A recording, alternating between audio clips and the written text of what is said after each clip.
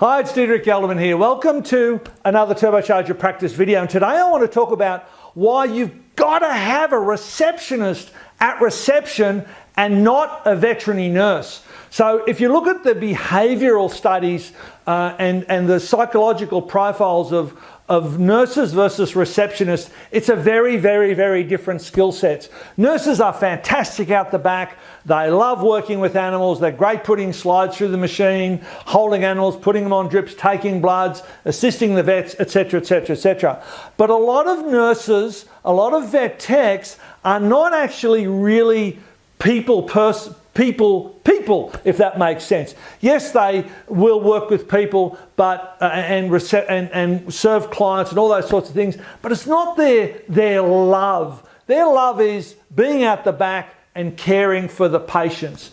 Now, a receptionist is a very different creature indeed. A receptionist is a person that loves people, loves being out the front, can handle 3 or 4 people in front of them and answer the 3 phones that are ringing and keep everyone happy, and at the end of the day still be cool, calm, collected, and everyone has had great client customer service. So receptionists and nurses are very, very different creatures indeed, and require a very, very, very different mindset, skill set, and every other set. So the practices, again, the studies that show that practices with dedicated receptionists, specialised dedicated receptionists, are much more profitable than practices that have nurses transition through reception. Now, the other thing is, when you get your nurses off reception and allow them to do what they love out the back, they will really thank you for putting a dedicated receptionist in place. So receptionists out the front, nurses out the back, and your practice will be much better off, and your clients and patients will be much better off. So where do you find receptionists? So in my model of the world, you find them out in people land. You'll find ladies that have worked as receptionists for doctors, dentists, lawyers, car mechanics, they've worked at the juice bar, whatever it happens to be. They are people that have worked in a public service, a client service type role, arena, and they love that. So they'll come into your practice, they won't know vaccination schedules or worming stuff, or what age dogs need to be desexed at, etc., etc. But they'll be able to say to a client, hey, great question,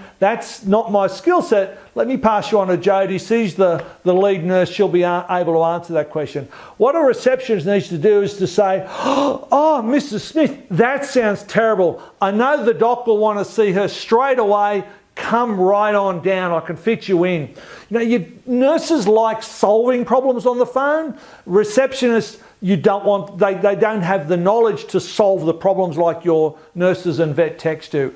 So you place, I've done this with many practices where we've placed an ad in a local newspaper, the old print magazine.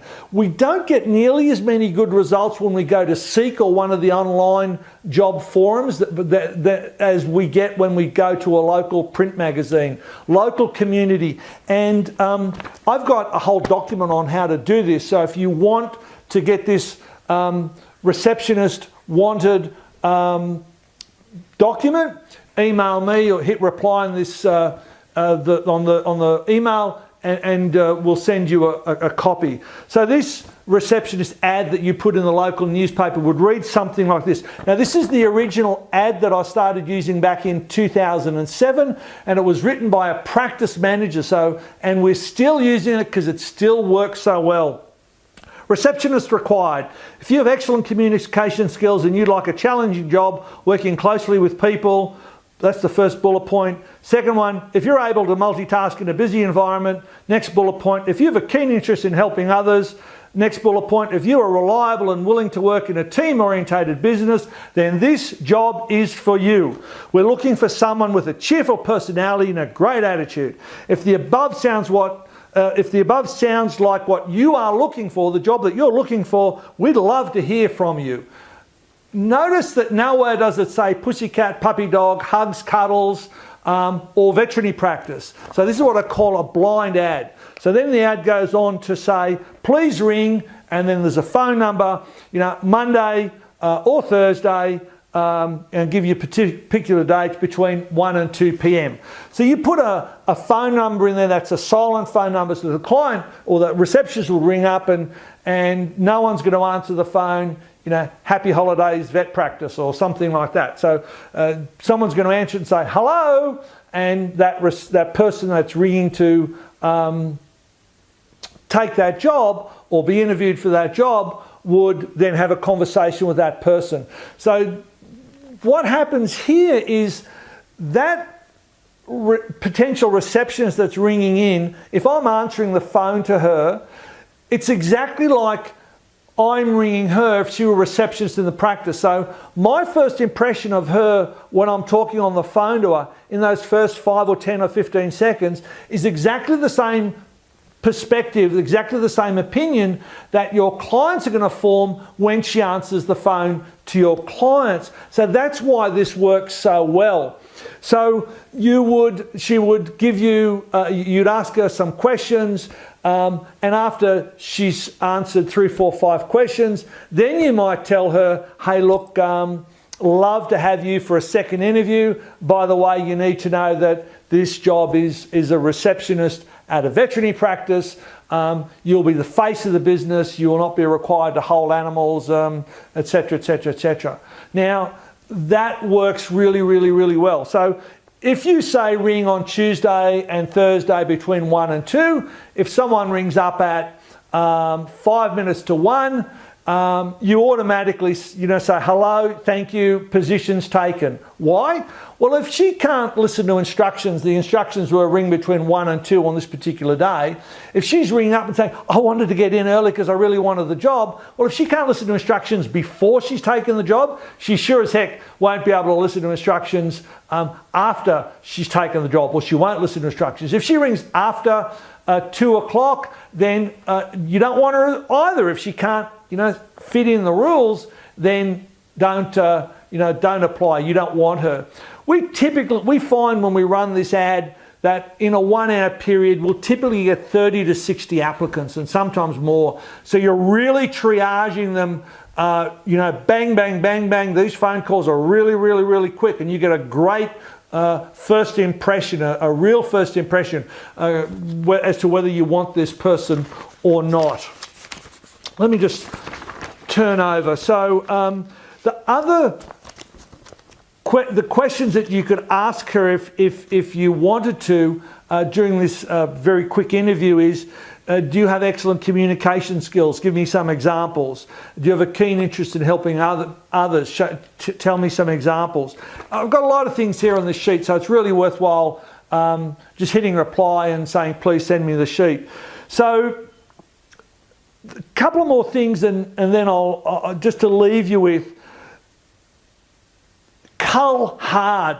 Be very, very hard in your head with respect to, she doesn't sound quite right, sorry, thank you for ringing, job's taken.